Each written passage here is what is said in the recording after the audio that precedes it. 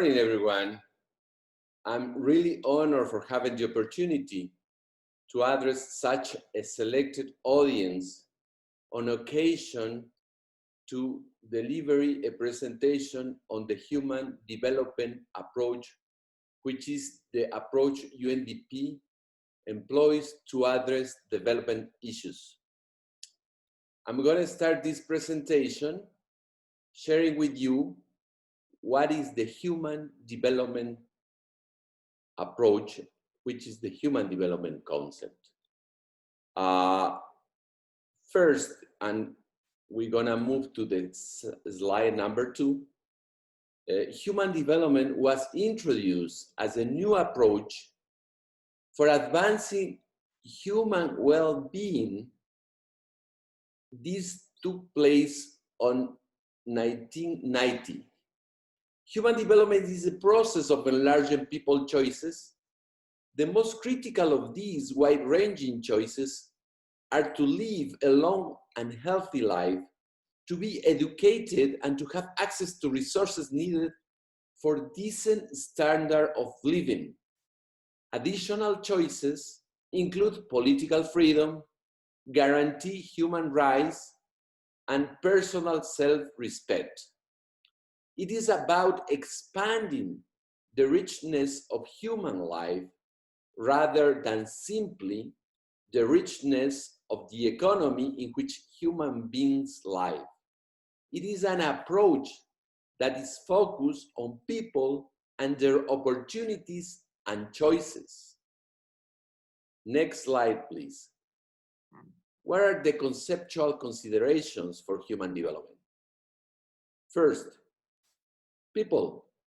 Human development focuses on improving the lives of people rather than assuming that economic growth will lead automatically to greater well-being for all. Income growth is seen as a means to development rather than an end in itself. Opportunities. Human development is about giving people more freedom to live lives they value. In effect, this means developing people's abilities and giving them a chance to use them. For example, educating a girl would build her skills, but is of little use if she is denied access to jobs or does not have the right skills for the local labor market. 3 foundations for human development are to live a long, healthy, and creative life, to be knowledgeable, and to have access to resources needed for a decent standard of living. Many other things are important too, especially in helping to create the right conditions for human development, and some of these are in the table below. Once the basics of human development are achieved, they open opportunities for progress in other aspects of life. The third concept is choice. Human development is fundamentally about more choice. It is about providing people with opportunities, not insisting that they make use of them. No one can guarantee human happiness, and the choices people make are their own concern. The process of development, human development, should at least create an environment for people, individually or collectively, to develop their full potential and to have a reasonable chance of leading productive and creative lives that they value.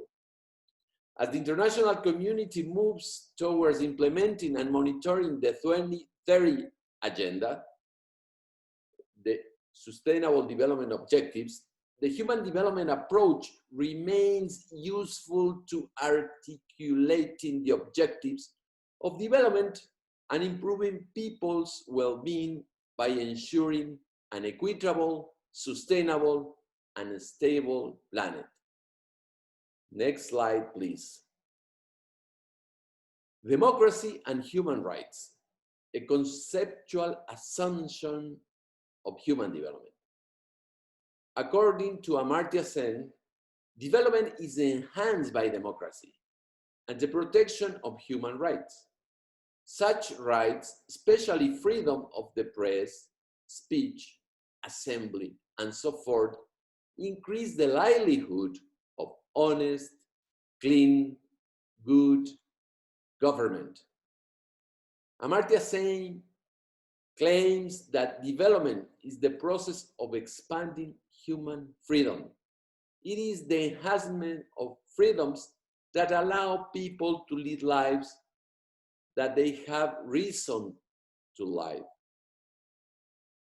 Hence, development freedoms or development requires the removal of major sources of unfreedom, poverty as well as tyranny, poor economic opportunity as well as systemic social deprivation, neglect of public facilities, as well as intolerance or overactivity of repressive states. From this perspective, we can conceptualize human development as an instrument for the analysis of situations that impede the respect and guarantee of human rights, while providing tools to ensure their effective enjoyment, especially through public policies. Next slide, slide 5. Intellectual and historical underpinning. Ideas on the links between economic growth and development during the second half of the 20th century also had a formative influence. Gross domestic product, GDP, and economic growth emerged as leading indicator of national progress in many countries. Yet GDP was never intended to be used as a measure of well-being.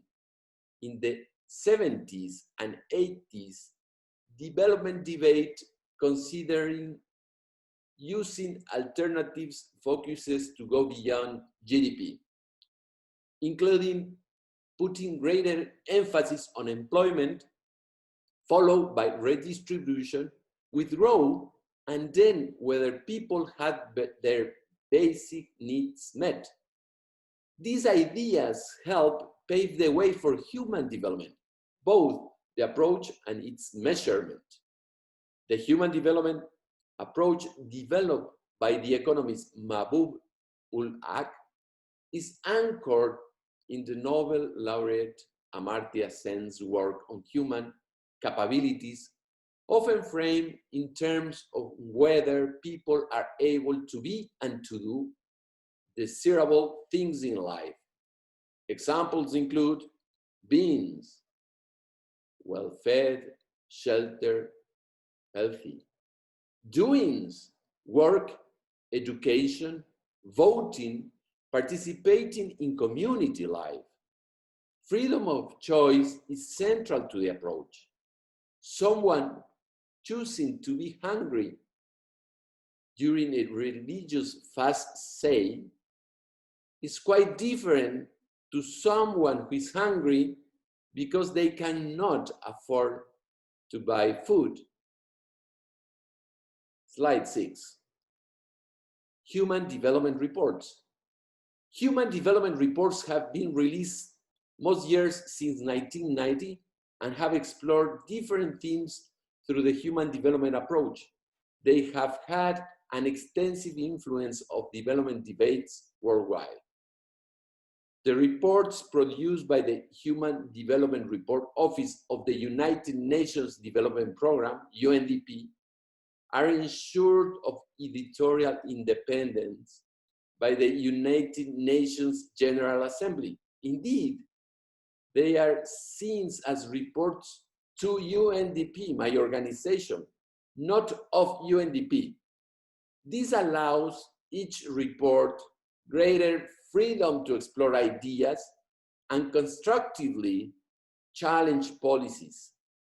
The report have also inspired national and regional analyses, which by their nature usually address issues that are more country or regionally specific.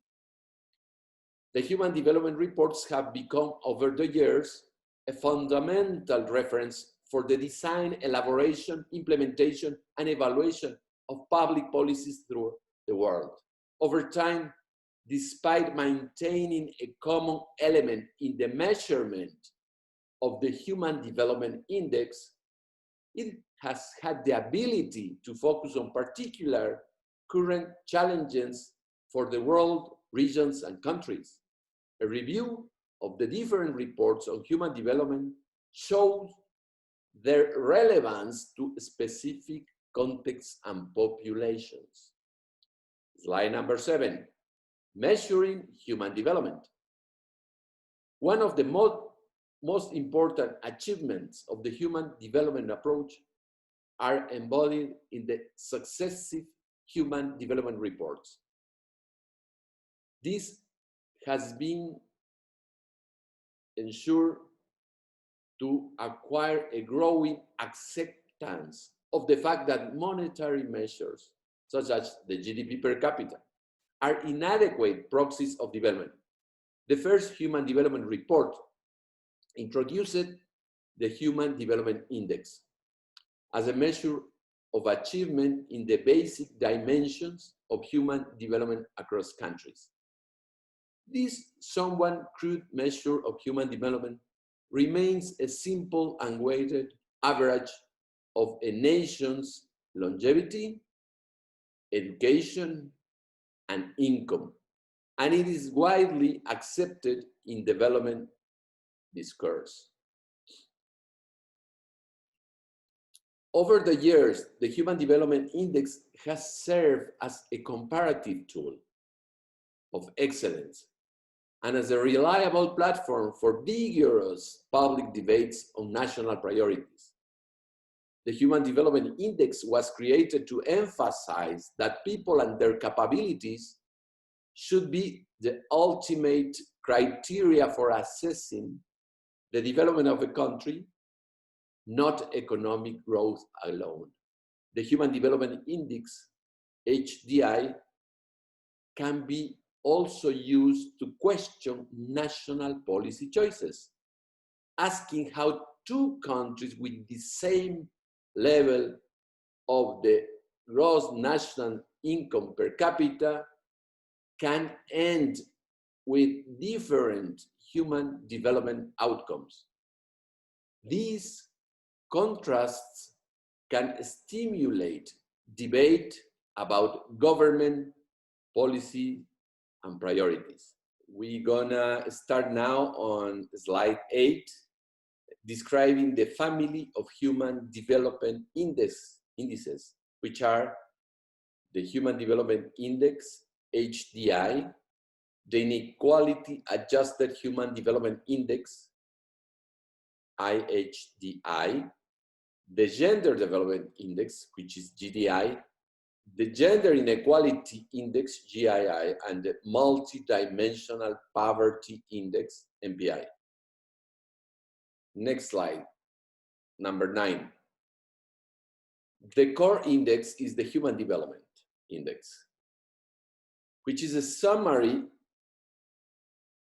that measures the average achievement in key dimensions of human development.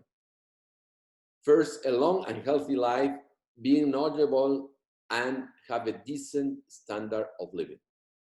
The HDI is a geometric mean of normalized indices for each of the 3 dimensions. The health dimension is assessed by life expectancy at birth. The education dimension is measured by mean of years of schooling for adults aged 25 years and more, and expected years of schooling of children of a school entering age.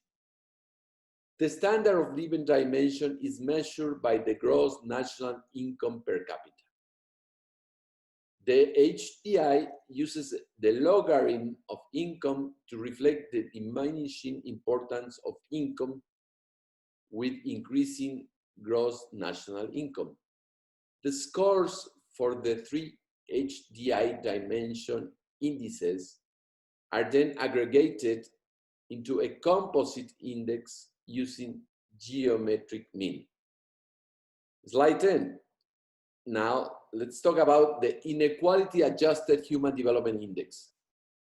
This index adjusts the Human Development Index for inequality in the distribution of each dimensions across the population.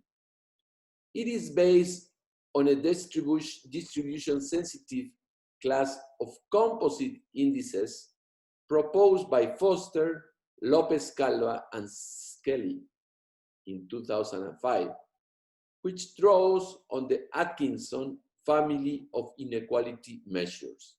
It is computed as a geometric mean of inequality-adjusted dimensional indices. The IHDI accounts for inequalities in the Human Development Index dimensions by discounting each dimension's average value according to its level of inequality. The IHDI equals to the HDI when there is no inequality across people, but falls below the HDI index as inequality rises. In this sense, the IHDI measures the level of human development when inequality is accounted for. Slide 11, Gender Development Index. The Gender Development Index measures gender inequality in achievement in three basic dimensions of human development. Health, measured by female and male life expectancy at birth. Education, measured by the female and male expected years of schooling for children, and female and male mean years of schooling for adults aged 25 years and older. And command over economic resources, measured by female and male estimated earned income. Next slide, please. The multidimensional poverty index, which is, sorry, the slide 12 is the gender inequality index, which is a little bit different from the previous one. The Gender Inequality Index, GII, reflects gender-based disadvantages in three dimensions: reproductive health, empowerment, and the labor market, for as many countries as data of reasonable quality allow. It shows the loss in potential human development due to the inequality between female and male achievements in these dimensions. It ranges from 0, where women and men fare equally, to 1, where gender fare as poorly as possible in all measured dimensions. Now we can go to slide 13, which is the multidimensional poverty index. This identifies the multiple deprivations at household level in health, education, and standard of living. It uses microdata from household surveys, and unlike the Inequality Adjusted Human Development Index, all the indicators needed to construct the measure must come from the same survey.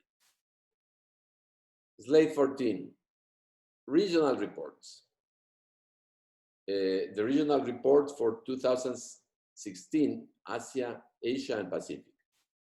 Among developing regions in the last quarter century, South Asia has made the fastest human development progress, followed by East Asia and the Pacific. These subregions recorded an average annual growth rate in Human Development Index that scores of 1.4% and 1.3% respectively, compared to the 0.7% for the world as a whole. Despite such impressive progress, however, both subregions lag behind Latin America and the Caribbean, and Europe and Central Asia in terms of human development. Some findings we want to show in the slide 15. Inequality results in human development losses. Inequality in the distribution of the 3 dimensions of the HDI is striking in Asia Pacific, as captured in the Inequality Adjusted Human Development Index. The average human development loss due to inequality for the world is 22.8%, but for South Asia rises to 28.7%. Though human development loss due to inequality is somewhat low at 19.4% for East Asia and the Pacific, is still high compared to the 13% in Europe and Central Asia. Slide 16. Gender gaps are wide in some countries.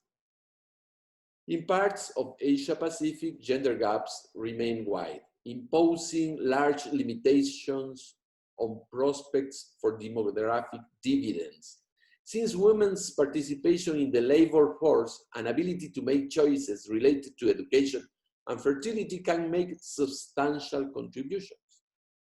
The Gender Development Index, which captures gender inequality in human development, reveals a gap in South Asia that is larger than that of any other region.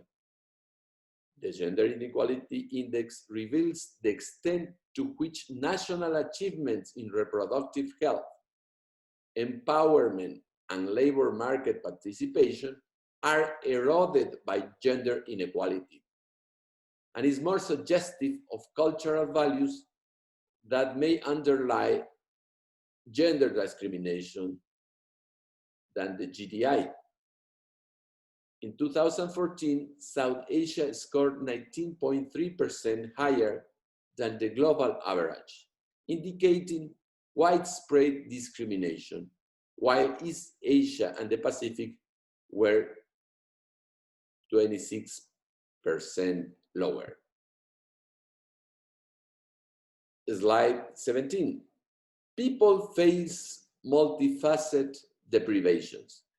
Globally, some 1.5 billion people live in what is considered multidimensional poverty, where they struggle with overlapping deprivations, such as in health, education, living standards, and so on. Based on the Multi-Poverty Index, MPI, the largest shares live in South Asia, Sub-Saharan Africa, and East Asia and the Pacific. The deprivations in living standards there generally contribute more to multidimensional poverty than those in education and health. The contribution of the former is much higher in East Asia and the Pacific than in South Asia, perhaps due to economies where people are more heavily dependent on earning incomes to provide for their needs. In South Asia, over half of the people in Afghanistan, Bangladesh, and India lived in multidimensional poverty in 2010, compared to only the 2% in the Maldives. In East Asia and the Pacific, multidimensional poverty is most severe in Timor-Leste, affecting over 64% of the population, and lowest in Thailand at only 1%. On slide 18, we are gonna analyze how the UNDP Human Development Report takes into account the needs of shaping the future. What are the next common priorities or the current common priorities? First, integrate demographic changes into national development plans and strategies. Demographics might once have been considered pursued mainly for people working on population issues. But today, given the potential power of the demographic dividend, it is understood as relevant to many elements of public policy. To leverage demographic opportunities and accelerate human development, demographic considerations need to be integrated across core national development plans and strategies. Second, common priority, increase investment in human capabilities. Human capabilities, such as those gained from health and education, are essential at all stages of democratic transition and human development. They help initiate transition, make the most of the dividend, and ensure the momentum is maintained even as societies age. Strategies focused on human capabilities should take a comprehensive vantage point, recognizing that capabilities can and should be cultivated throughout the life cycle. And third, manage macroeconomics well and deliver decent jobs. Sound macroeconomic management is fundamental for countries at all stages of democratic transition and development. Alongside overall goals for growth and stability, policy choices need to be made in line with potential demographic benefits and inclusive human development. Of particular importance is the intersection with policies related to labor and livelihoods, as these are the main conduits for most people to translate capabilities and opportunities into higher levels of well-being that individually and collectively offer social and economic returns. Obviously, we cannot forget the need to unleash the potential and power of women. The region's record on gender equality is still poor, despite advances in some countries. Among world regions, the highest pay gaps are in South Asia, where women earn a full third less than men from 2008 to 2014. This is a loss in terms of meeting international agreed human rights standards, and it is also a serious impediment to making the most of the demographic transition and advancing human development. Gender equality should be understood as an immediate policy priority of central importance, not just for women, but for societies and economies as a whole, since women are key to increasing labor force participation and employment rates, as well as productivity. We also need to deepen regional integration. Considerable diversity demographic patterns across Asia and Pacific countries is a rationale for improved regional integration. Current forms of cooperation focus mainly on trade among countries, but taking demographic considerations on board recognizes that many relevant issues cross national borders. Demographic differences among subregions could be harnessed to enhance financial and labor integration and increase prospects for all countries in the region to capture demographic dividends. One priority issue might be migration, since countries at different stages of transition have different workforce profiles. Another priority is to collect more and better data. While the importance of demographic transition and potential dividends is increasingly endorsed, many Asia-Pacific countries still do not have adequate data to gauge and manage the process. The collection of high-quality data needs to be geared towards monitoring the demographic profile as well as the impacts of public policy measures aimed at youth, workers, older people, and migrants, and related issues such as urbanization. Let's go for slide 19. Human Development Report for 2019 is named Inequalities in Human Development, Beyond Income, Average, and Today. Despite unprecedented progress against poverty, hunger, and disease, many societies are not working as they should. The connecting thread argues a new report from the United Nations Development Program is inequality. A new generation of inequalities is opening up around education and around technology and climate change. Two seismic shifts that, unchecked, could trigger a new great divergence in society of the kind not seen since the Industrial Revolution, according to this report. Slide 20. Inequality hurts almost everyone. Inequality weakens social cohesion and people's trust in government, institutions, and each other. It is wasteful preventing people from reaching their full potential at work and civic life. It may hurt economies and societies, and when it is extreme, people take to the streets. The report takes a fresh look at inequality using a framework that goes beyond income, beyond average, and beyond today. When we think about the current wave of protests around the world, it is clear that people are protesting about much more than economic inequality. Protests go beyond income. Many protests reflect discontent with unfair social, economic, or political systems, or because people lack hope, purpose, and even dignity. Protests are beyond averages. People are not taking the streets because the Gini coefficient is too high. And yes, some are concerned about inequality within the country, but others care more about inequality within cities, households, or between groups of people. And protests are happening about things that matter beyond today. People are worried about their future, particularly under the shadow of the climate crisis, technological transformations in our economy, and lately about the pandemic. Slide 21. While many people are stepping above minimum floors of achievement in human development, widespread disparities remain. The report has several key messages. Here's the first. The start of the 21st century has seen remarkable progress in reducing extreme deprivations, but gap remains unacceptable in many areas. Indeed, progress is bypassing some of the most vulnerable, so much so that the world is not on track to meet the Sustainable Development Goals.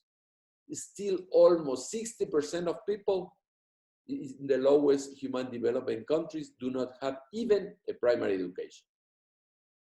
Second message, slide 22, a new generation of severe inequalities in human development is emerging even in many of the unresolved inequalities of the 20th century are declining. The second message is that inequalities in human development are taking new forms in this century. The report paints a picture that seems true almost everywhere. A slow narrowing of inequalities in some basic areas, and a widening in others that are rapidly becoming essential for the 21st century. Inequalities in basic areas linked to the most extreme deprivations are shrinking, in some cases quite dramatically, such as global inequalities in life expectancy at birth. But as the world focuses on closing these, other gaps are widening further up the ladder of progress. Here are two examples. Slide 23. A new generation of severe inequalities in human development is emerging,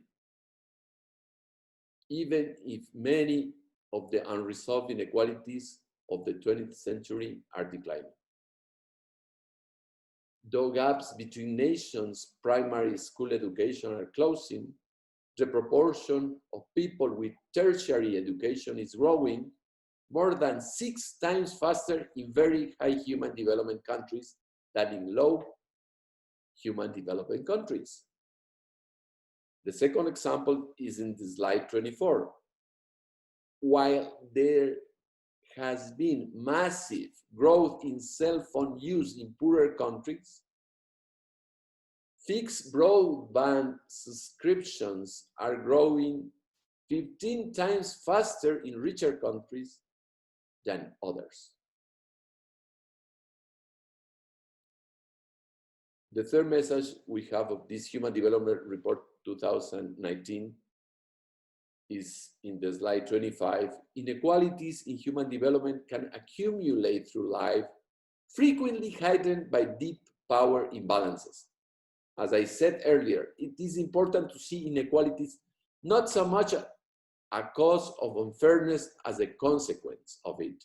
It is driven by factors deeply embedded in society, economies, and political structures. And the third key message is that inequalities can start before birth, and many of the gaps may compound over a person's life. Children born to low socioeconomic status families, for instance, are more prone to poor health and lower education. Those with lower education are less likely to earn as much as others, and so their children in turn are likely to be at a disadvantage. The cycle can be difficult to break if the wealthy shape policies that favor themselves. On slide 26, assessing inequalities in human development demands a revolution in metrics. Good policies start with good measurement, and the fourth key message is that a new generation of inequalities requires a new generation of measurement. Clearer concepts, new data sources, sharper analytical tools, all are needed.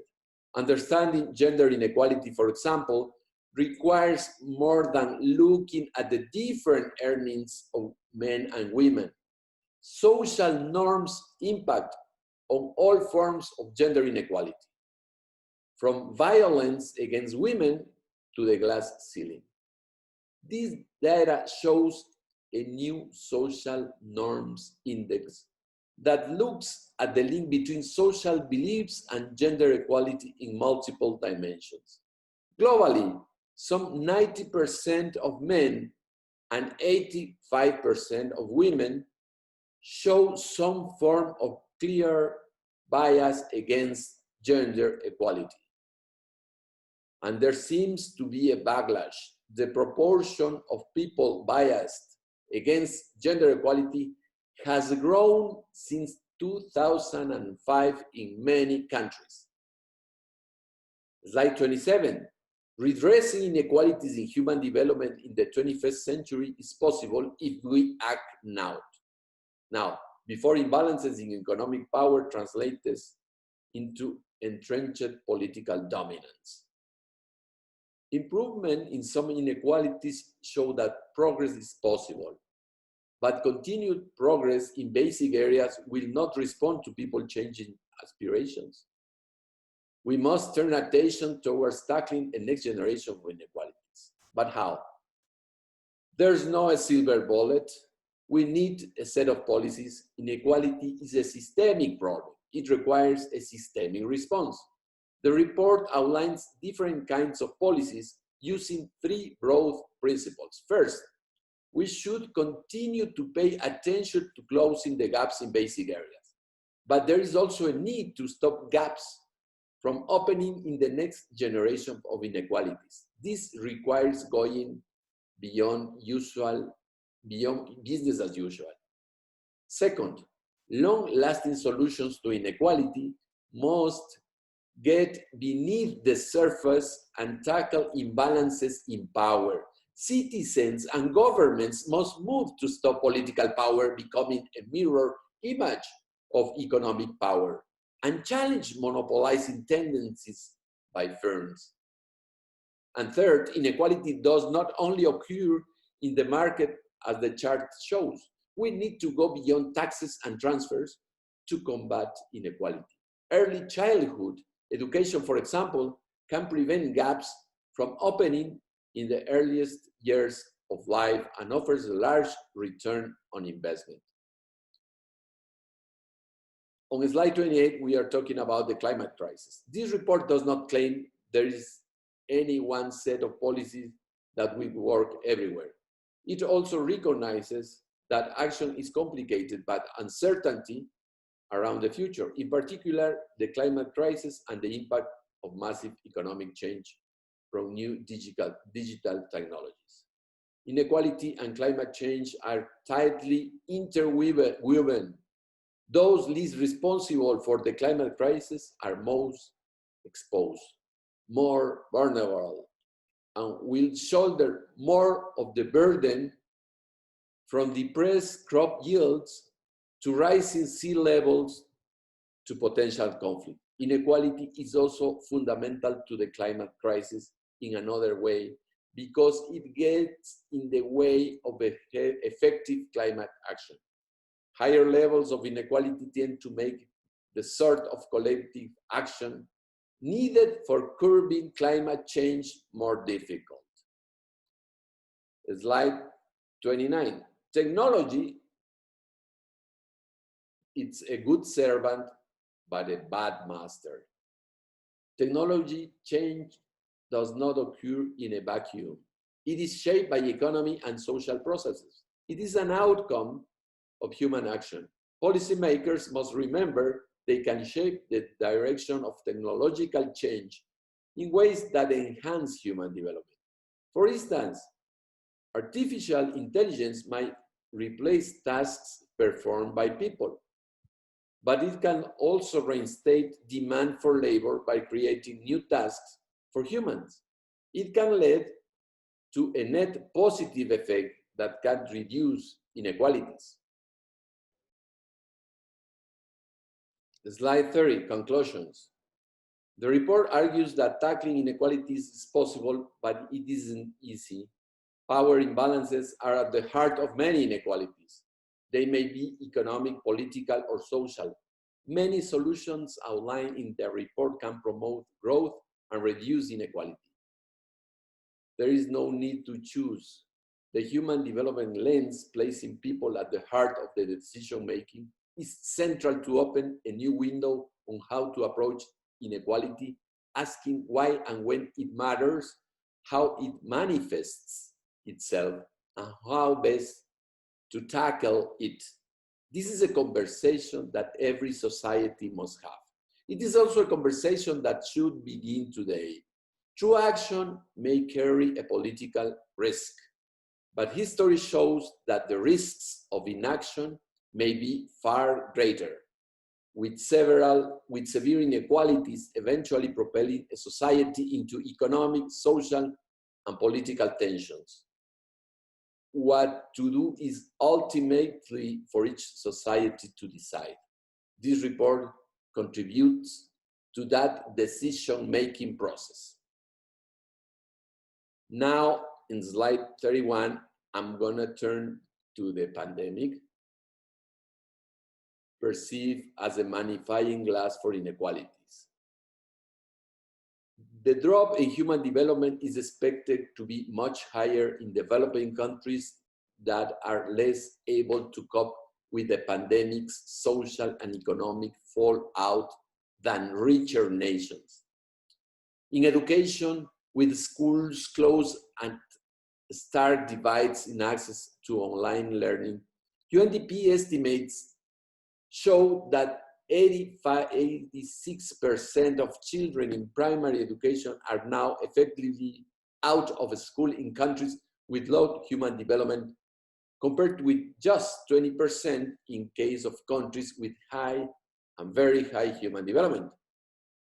But with more equitable internet access, where countries close the gap with leaders in their development group, something feasible, their current gap in education could close. Determined, equity-focused interventions can help economies and societies rally, mitigating the far-reaching impacts of the COVID-19 pandemic. Implementing equity-focused approaches would be affordable. For instance, closing the gap in access to the internet for low and middle-income countries is estimated to cost just 1% of the extraordinary fiscal support packages the world has so far committed to respond to COVID-19. The importance of equity is emphasized in the United Nations framework for the immediate socio-economic response to the COVID-19 crisis, which sets out a green, gender-equal, good governance baseline from which to build a new normal. It recommends 5 priority steps to tackle the complexity of this crisis: protecting health systems and services, ramping up social protection, protecting jobs, small and medium-sized business and informal sector workers, making macroeconomic policies work for everyone, and promoting peace, good governance, and trust to build social cohesion. UNDP calls on the international community to rapidly invest in the ability of developing countries to follow these steps. Slide 32. COVID-19 and human development, exploring global preparedness and vulnerability. The level of human development and its inequality together with healthcare system capacity can portray countries' preparedness to respond effectively and efficiently to a health crisis. For example, a very high human development country has on average 55 hospital beds, over 30 physicians, and 81 nurses per 10,000 people, compared to only 7 hospital beds, 2.5 physicians, and 6 nurses in the least developed countries.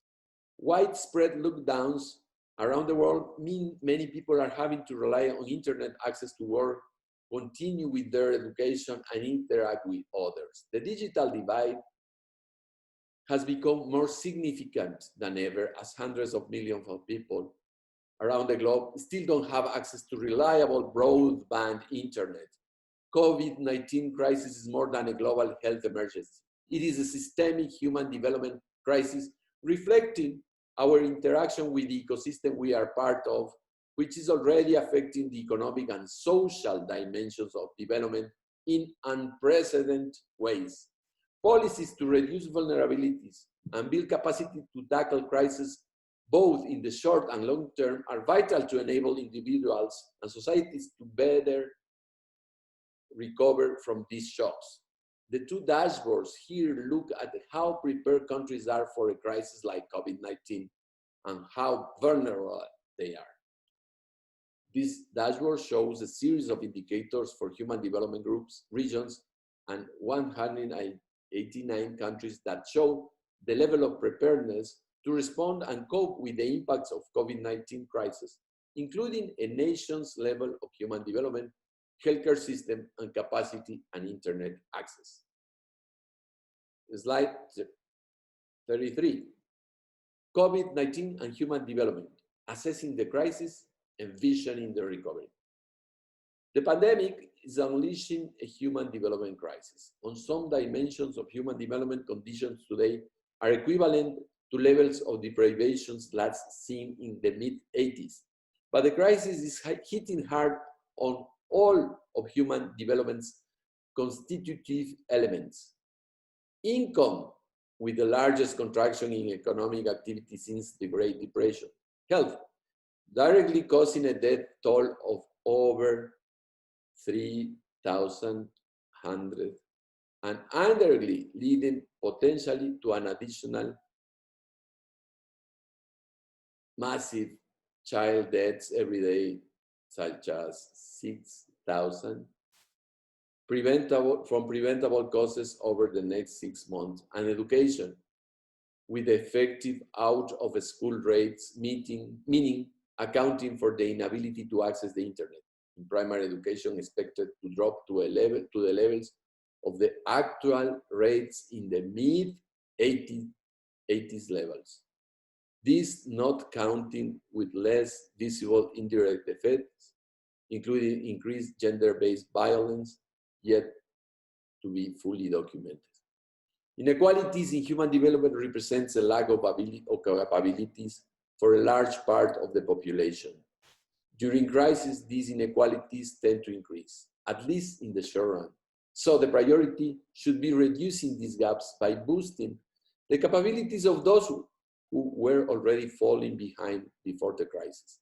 A strategy consistent with the principle depends on the availability of resources.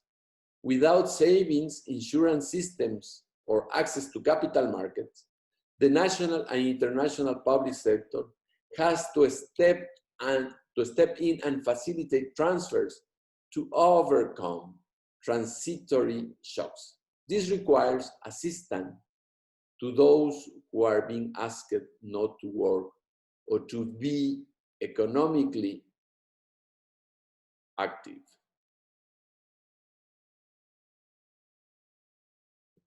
Slide 34. UNDP highlights 3 elements for a vision for the policy response to the COVID-19 crisis.